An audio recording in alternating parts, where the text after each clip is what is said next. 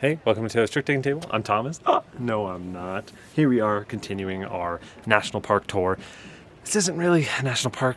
Not really a national park. I don't think it's just a monument, I believe. But we're at Mount Rushmore. And it is fitting because we are talking about the Mount Rushmore of trick-taking designers Taiki Shinzawa. And we're talking about, for presidents, we're talking about Quattro, where it is a trick-taking game. It was kickstarted, and the premise is you are doing 4 different types of bidding. Wild. Everyone's doing a different type of bidding. It feels like pictures, or I guess kind of like trick takers, where everyone's doing something different. Also, on my Mount Rushmore of cartoons is Tintin.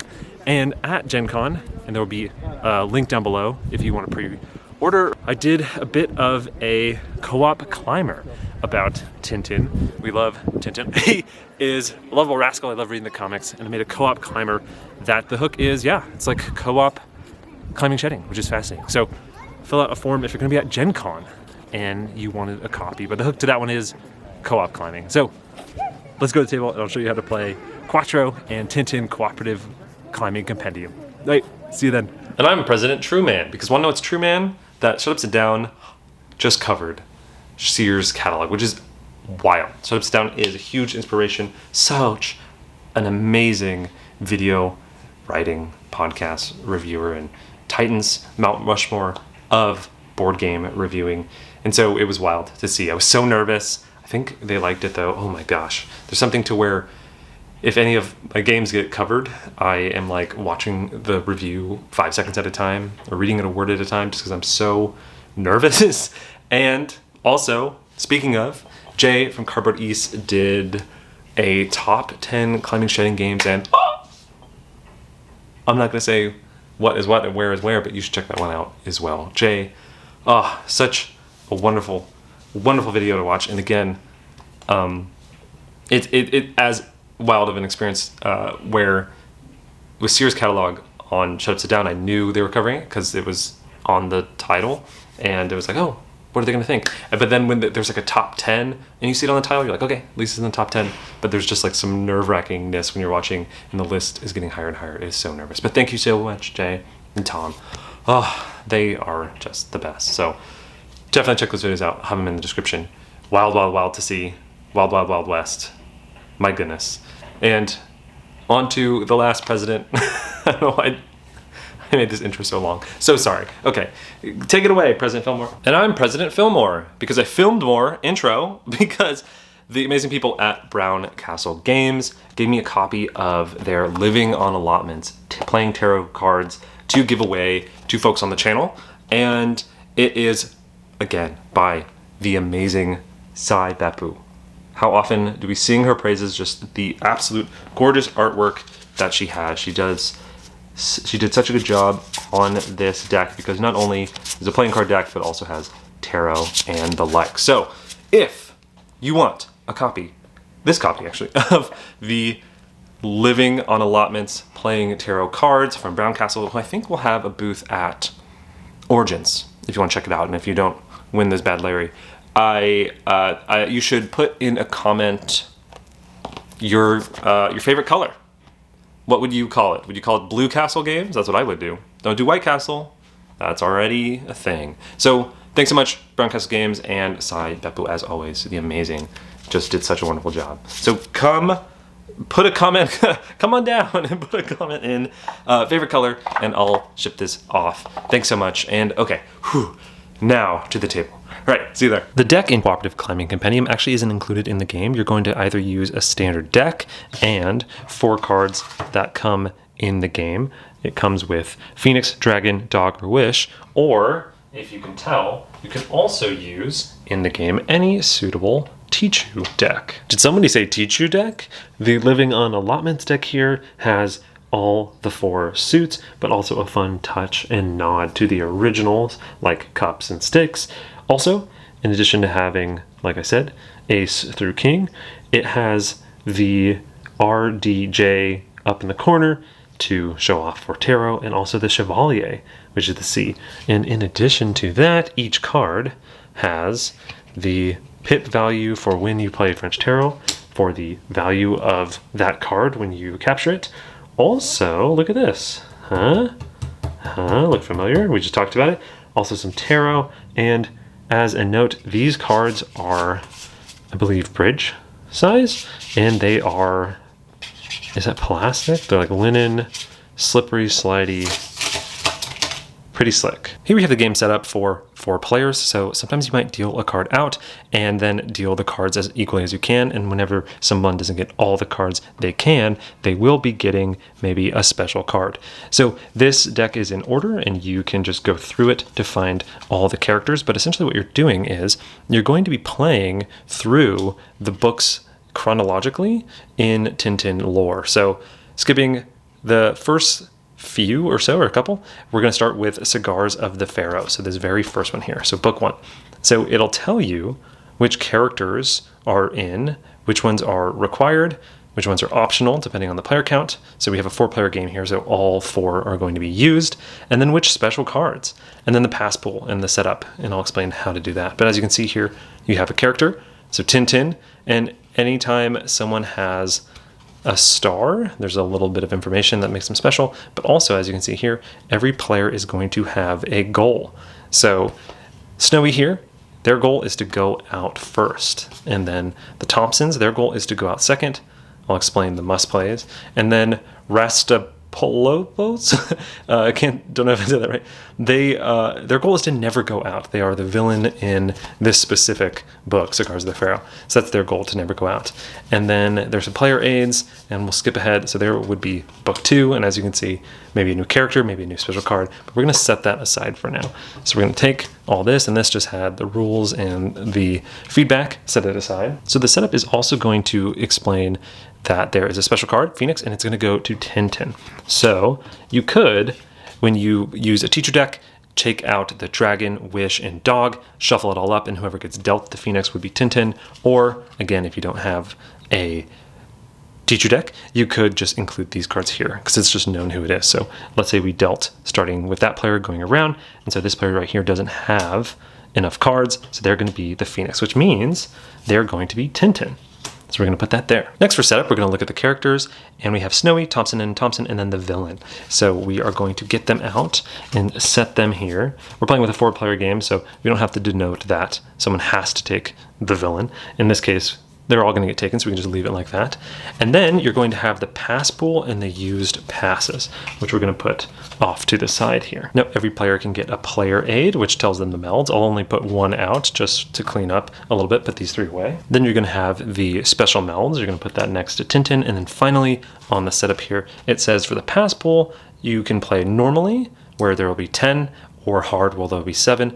We are experienced, so let's do 7. So the final thing is you can get any bits or doodads. I'm just going to use these cubes here, and so the pass pool is going to have 7 of them because we are playing on hard.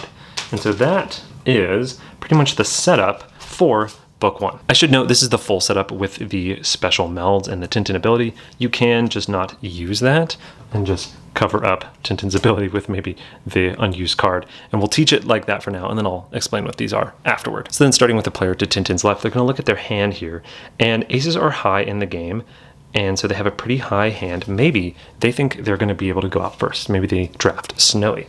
And then next, this player here looks at their hand, maybe they take Thompson, and this person right here is forced to take Rastapolopos. So now players are playing cooperative climbing shedding. And how that works is, when a player leads, they can lead one of the available melds, so it's singles, sets up to 3, and runs up to 3, unsuited, and then also the rounds picked meld, but again, we're not playing with that. That would be just if you were playing with Tintin's special ability. So for now, it's just singles, pairs or triples, and then runs unsuited of 2 or 3. So Tintin has the first lead. They have the Phoenix here.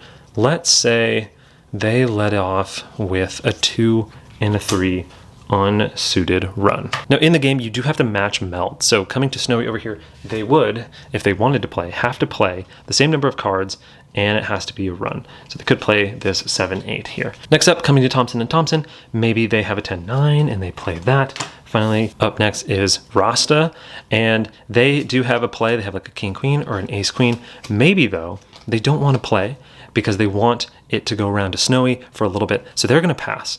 An important thing in the game, this is a huge part of the game, is whenever a player optionally passes, they're going to take a cube from the pass pool and move it into a used pass. So this is communicating a couple things.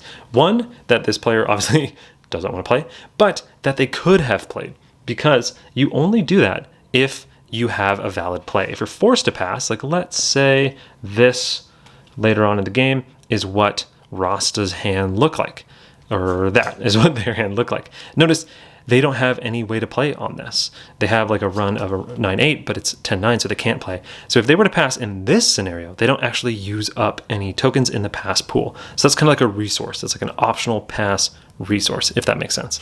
Also, it's soft pass, so it can keep going around and around and around. So they could use it multiple times in a round. So now comes the Tintin here. Tintin has the Phoenix.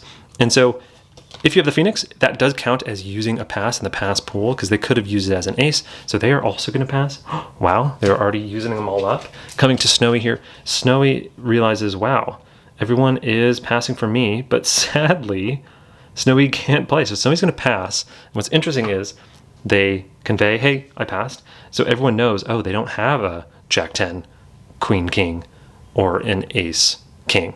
So it wasn't optional because they didn't use that. So then coming to Thompson, because everyone passed, this is going to clear, and then they are going to lead to the next thing. Maybe they just lead a pair of nines.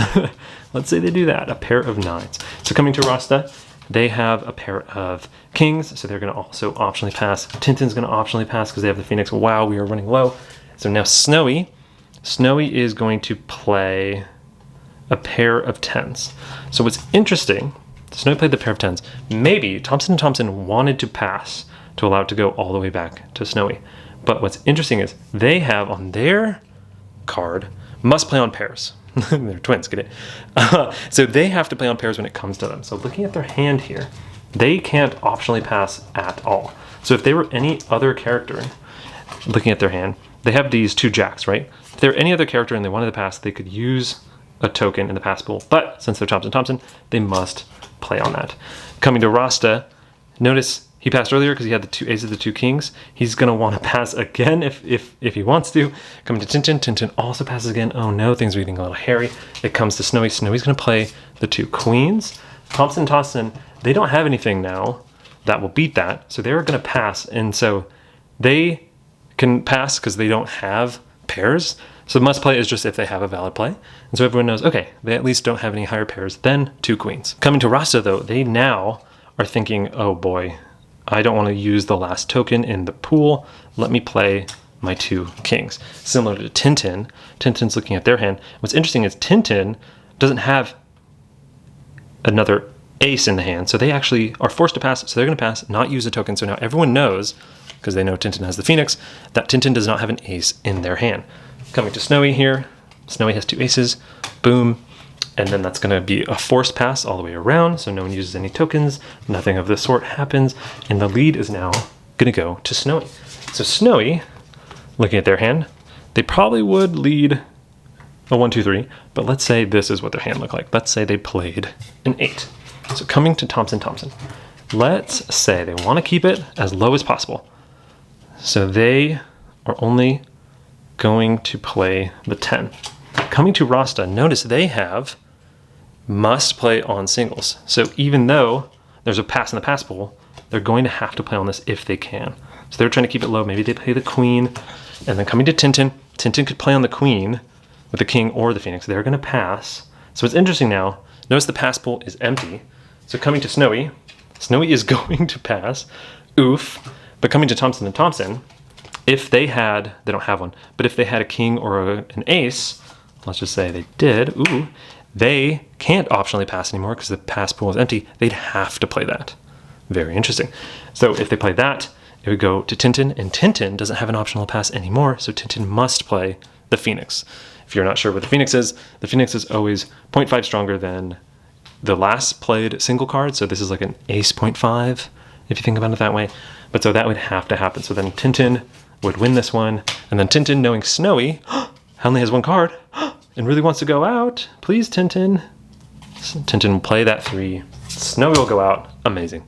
So Tintin has helped Snowy get there first goal. So now Snowy's out, but you're still going to keep playing the same game, right? Because Thompson need to go out second. Rastapastadus cannot go out, never go out. So then in this certain chapter, Tintin has to go out third. So you're going to keep playing out the whole hand. If Thompson went out second, and if Tintin went out third and Rasta never went out, players will win all as a team. If that does not happen, they all lose. So that would be Cigars of the Pharaoh, and up next would be the Blue Lotus. And as you can see, when you flip that one, we now have Chang added, and a special card, the dragon, goes to Chang, and then some other instructions there. But you do this, you'd reset up the pool. You have Chang now, whose goal is to capture 3 or more 5s. So they don't need to go out in a certain order. They just want to capture the 5s in the game. And then the dragon is, again, if you're familiar with the dragon, it is just the strongest single. So it can beat any other single card, including the Phoenix, if it was played over the ace or whatever that may mean. The next one up with the Broken Ear has a new villain. So Rasta is gone and General Alcazar is in, and so is Chang. But now you have the dog, Snowy, which is like the dog, get it? And so also you have different goals where the villain always is never go out, but they get harder. So this is never go out, but end with exactly 5 cards in hand. So the player who's the villain now has to time correctly when they are playing into the trick, because they're trying to cultivate their hand size, right? And so that's kind of the stuff that happens. This one shows the wish, and this one is some new goals, when exactly 2 tricks. There's the wish, as you can see, capturing certain things. Never play into more than 1 trick. There's some other special melds. There's some other really special fun ones. I think my favorite is... oh, this one's really hard. Win exactly 3 tricks and go out third. My goodness. Where is my favorite? My favorite is Wag, who you have to bid on the number of tricks you're going to win and then hit that number. But overall, there's just a huge cast of characters that goes all the way through all the fun Tintin books. I showed it during setup, but I didn't actually teach it, but there's various ways to play with Tintin and make them a very important character, where every time you play into a trick with the round's picked meld, you gain a pass token. And how it works is during setup, Tintin, whoever the player is who got the character Tintin, will choose one of these special melds, and there's a variety of them. Here's 2 of them here. There's some other cards that have them, but either like a full house or a unsuited run length 4 or 5, and they'll choose that, and then every time that meld they play into it, they will gain a pass token. And also, as you can see, maybe there are bombs later, but Tintin can also be special, where they do have a goal and they have to capture the most cards, which is very, very hard if you really want to get challenging with it. And that's how to play a little bit of Tintin, the Cooperative Climbing Compendium. The deck in Quattro Trick Taking is made up of 4 suits numbered 1 through 12. Sadly, my copy did not come with a couple cards, including the red 5. Boo. Here we have a game of Quattro Trick Taking set up for 4 players. So at 3 players, you're going to not have all of the bids, but at 4 players, we have all the 4 different types of bids. You're going to deal them out like this. This is called A, B, C, and D. I'll explain what they are later, but it's just various types of bidding. You're going to shuffle the deck and deal it all out equally. So that is 12 cards each for 4 players. At 3 players, you're actually going to remove the 10, 11, and 12 of those 4 suits and deal that equally. So how this game works is it's bidding, but all players are bidding on different things and kind of like a different way to bid.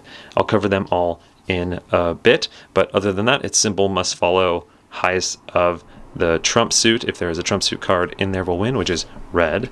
And if it's not, it's highest of the lead suit will win. So how does the bidding work? Well, starting with this person, whoever has this one, because they're going to shift at the end of the round, they will bid. And what they are bidding on is, as you can kind of see here, let me get a better view.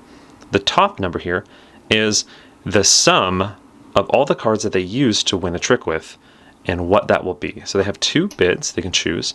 So this player can choose either they think they're going to hit 30 exactly, or they think they're not going to take any tricks at all, or maybe they're going to get 5. And what's interesting is you can bid 2 things, and so it can be a bit of leniency. Like, let's say if you don't think you're going to take any tricks, you can do this and this. So just in case you win with a 1 through 6, you're safe. Or you can kind of double up. So like over here, it's 7 through 17, but also down here is 15. So if you hit 15 exactly, you'd actually get 11 points because they would add up. So look at this player's hand. They don't have too crazy of a hand. Maybe they're going to do that. They're going to kind of try not to take any tricks at all. So you're bidding in order. So this player's going to do this. Then it comes to this player. And how this bid is, they have a chart here with all the 4 suits, blue, red, yellow, and green, and then even and odd. They're going to look at their hand and they're going to guess if they're going to win any cards with that type of stuff. So they don't have that many red, but they do have a lot of green and yellow, but not much blue. So maybe they think they're not going to win any green or red, and they're looking at their hand and they don't have too many odds. Maybe they're also not going to say they're going to win with an odd. And I'll explain how the points work for that one. Now coming to the third one, how this works is all of these tokens are double-sided. They have a suit on one side and then it's blank on the other. Players are going to look at their hand and they're going to try to guess which tricks they think they're going to win and in which suits. So they have a high green, so maybe they think they're going to win a green. They have a red and a blue and a yellow, but they're kind of not sure if they're going to win one of those, so they can take any of them and flip it face down. So this player thinks they're going to win 2 tricks, a green trick, and then any other trick. So that is how they bid there. It's face down for any trick, and then face up with that suit for that specific trick. Finally, coming to the fourth player, which is only in 4 players, they're going to look at the front and back of all of these and choose any or all or none or which sides they want. So for example, this one here says they'll get 4 points if they take 2 twos, like just capture 2 twos. And if they are feeling spicy, on the other side it says take 3 twos. So they can choose which side, or they can choose not to use it at all. So maybe they're nervous about that one and they don't want to use it. But maybe they do want to use this one, which says win one of the last 2 tricks.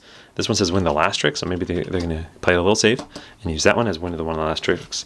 This one is win all with all 4 colors. This one is take 3 or fewer, so maybe they're going to win one of the last 2 tricks, but they're only going to take maybe 2. This is win with a 4, 5, 6. This is win with a 1, 2, 3. Maybe they don't think they're going to do that. They're going to put that away. And this one says avoid consecutive tricks. So they think they're also going to do that. So this is their bid. It's kind of tasks, missions, if you think about it that way. Now that everyone's bid to the trick taking, it starts again with the A. And it is just simple trick taking. So it's must follow. Highest of the lead suit is going to win. This player plays the 12. This player plays their 8. And finally coming to this player, maybe they play their 11. If your bid has it to where it matters, where you want to keep track of things, sometimes you do have to like collect the tricks in a different way. This one was just you show, hey, I won with a 12 yellow, which is totally valid, and they can just take the trick like that. But going to a different example, like let's say it was a lead blue, and this player down here, the bottom right, won it with a 12. This is already horrible for them. So let's say maybe they shifted it like that. They are going to have to take the top card that they won it with and put it on top because they are trying to keep track of the values that they won with. So later on, if they win with this, they're at 13. And again, in this example, they're trying to hit 18 to 20. So maybe they want to get another trick with a 7, maybe another trick with not a 3. So then that would have been perfect for them. But sometimes it matters, like over here, if this player wins with a green, like if they led green and that was what the trick looked like and they won it, you can take that and actually just put the token on that trick. And if they want another trick, they'll just put that token on there. For them specifically, if they want a green trick, they can choose whether to use this one or that one. Obviously, it kind of just makes sense to use the more restricted one, but that is an option. And finally, over here, if this happens, players will turn it sideways if it does. So like if they win the second to last trick, or the last trick, which is what they want, they can, boop, turn it sideways to indicate that they've done it. Some of them are at the very end, like this one is avoid consecutive tricks, so you're probably going to have to wait till the end to do that. But again, you will turn them sideways if you make it. So that's the trick taking and kind of the upkeep in the middle of the round, but let's jump to scoring now for all 4 of the bids. So coming to this player here, they just count up the sum and see if they hit it. So in this case, they got 20, which is amazing. They got 8 points, which is so wonderful. If they would have gotten over like that, gotten 24 and they didn't bid either of them at 24, they get 0 points. So that's how to do that one. Coming up to this one here, they are going to check to see if they ever messed up. So like if this happened and maybe they accidentally won it with this 5, since it's an odd, that would have busted them. Or if they won with this 10, because it's red, that also would have busted them. But if they didn't bust, they're going to count the number of tricks they won. So maybe they took 3 tricks, and then they're going to times it by the sum of everything they said they weren't going to win with. So if they didn't win with a blue, a red, or any odd numbers, they're going to add this all up. So 1 plus 1 plus 2 is 4. And so each of their tricks is worth 4 points. So they just made 12 points. Next up is this player over here. They're going to look at if they hit their bid. So if they took too many tricks, like they didn't bid that, or if they didn't take enough, they get 0. Pretty brutal. But if they did hit it, they are going to get 2 points for every specific color and 1 point for every non-specific color. So this player over here got 3. And if they would have taken another trick, they would have gotten 0. Finally, coming to this player over here, they have to check if they got all of their tasks. If they did, like in this case, they just sum them up. So that's 11 points. If they didn't, like let's say this player did not get one of the last 2 tricks, they get 0, even if they got the other ones. That is the end of the round and scoring for all of them. After you finish a round, you're going to collect all the cards, shuffle, and redeal. And you're going to play rounds per player, and you're going to shift the bid to the next player. So this player, bottom left, that was playing the sum, is going to pass it to this player. And now this player is going to be playing the tasks one. And you're going to swap that all around. Whoever has the most points at the end of those rounds equal to players, is going to win. There's also a variant to where in the next round, you can kind of line up all the bids, and the player losing in points can actually draft and pick which one they want, which is fun and cool. And that's how to play Quattro trick-taking game. So that was Quattro and Tintin, the cooperative climbing compendium. Obviously, huge grain of salt on this one. So I'll do less of a review and more just like some fun ideas on that design and not actually give thoughts on it. But for Quattro, I will, and we'll start with Quattro. Taiki Shinzawa. What more is there to say? We love the designer. He is prolific. He is maybe the best trick-taking designer ever. We've just covered him so much. And so is this good? Well, it's interesting. He's kind of started going and dipping a lot into bidding and such. You have like Shut the Books and Quasars and Quattro. And Taiki is now really exploring just those cool ideas of bidding. What's interesting in here is those 4 different types of bidding. And I don't think they're all created equally. I definitely think there are more interesting ones than others. And it's just tough, right? It's one of those games where, like pictures or trick takers, where you're inherently going to compare certain characters or roles or whatever that is. And some, when it is just a way to bid, are easier to compare than others. So in a game like Trick Taker, sometimes you're just doing something way different, so it's kind of apples and oranges. But in this one, you are just looking at your hand, evaluating it in different ways, and then seeing it. So it is almost more one-to-one. And to that point, I think some of them are awesome, some of them are pretty good, and then some of them are like, meh. I think, so there's 4 of them, right? The one of them that is bidding on amount feels like bidding version of 5s or Green 5 which is super fun. I like that one a lot. I like that you can bid twice and either double down and try to hit a specific thing for a lot of points, or bid like 0 and then 0 through 6 as like a hedger bet, just in case you get one of those tricks. It almost feels like Ghost of Christmas or whatever, where you can soft bid sometimes for less points. It's really clever. I love the ranges that it has. Like I was saying, to hit 5, 15, and 10 is so clever. And, or is it 5, 15, 25? Whatever it is. I think it's really fun to just look at the hand. Obviously 5s and Green 5 is a good game, so taking that and making it like kind of a bidding, kind of open bidding, is really good. And the thing I will come back to a lot with these 4 different biddings is there's an ability to handle the good hand and ability to handle a bad hand, which will be kind of a breaking point for some of these biddings. The next one, where you're saying, oh, I'm not going to take anything with a certain color or odds and evens, also great. I personally like it. It is more of the great because it leans on taking tricks, so you kind of do want a good hand, and it's more interesting to be like, okay, what's the best part of my hand? And I'll try to make some of the okay part of my hand just be sluff. So it's really fun to kind of break it off. But if you don't have that great of a hand, it's not the greatest. What's fun is like it still kind of self-balances, because then you can just cross off more things to make every trick worth more. So that's really clever. But again, I think this is great, not amazing, just because of, again, it doesn't quite handle having too bad of a hand. Getting to the third one, this is my least favorite. This is the one where it's kind of like Dice Even Seagal, where you are predicting how many tricks you're going to win and in what colors. And again, just a bad hand in this one is bad. And I get the idea that since they're all together in the game, that technically maybe the person who's bidding on the numbers could, maybe on average, or maybe not, whatever, depends on their hand, maybe try to go for no tricks. So then that would boost the other people. But if they don't, if they have a great hand and they go for higher, then the other people are kind of a little hosed by the way the bidding is. I wish there was a take no tricks, kind of shoot the moon-ish way for the C scoring, the one with the flipping of the chips, and the B scoring, where you're predicting, to get some points. I wish that was there. So this one's the meh, not that interesting, both in terms of like a cool mechanical idea, but not that interesting, both in terms of how to evaluate your hand, and also not that great in terms of flexibility, so it's kind of like meh. Last one, D.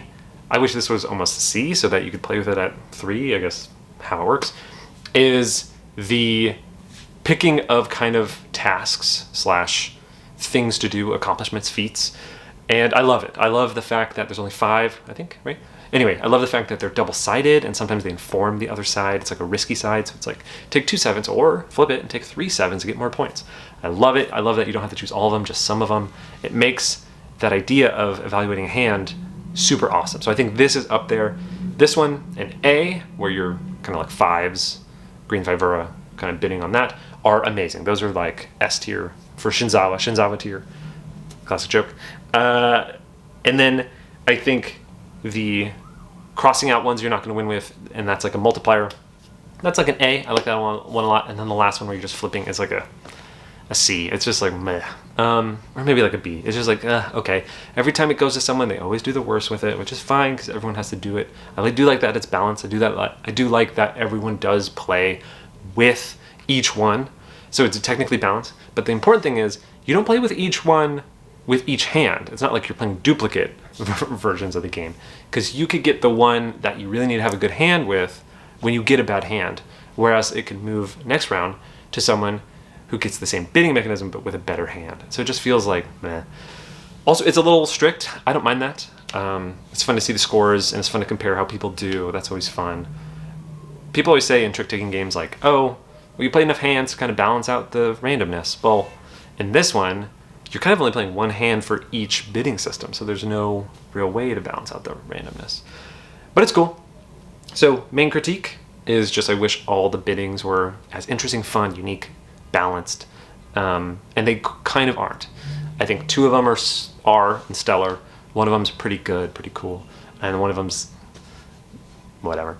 So overall, Quattro maybe should have been Treso, because I like 3/4 of it, but it is still great. It's still Taiki killing it. He's just so amazing. I bow before him because he's just awesome. On to Tintin Cooperative Climbing Compendium. Well, if you aren't familiar, I did development on the Lord of the Rings, the Fellowship of the Ring trick-taking game, and I've always loved that system, and I was like, you know what, why don't I, for fun, do like a fun little climbing shedding version of it. And it's almost my love letter to Tichu.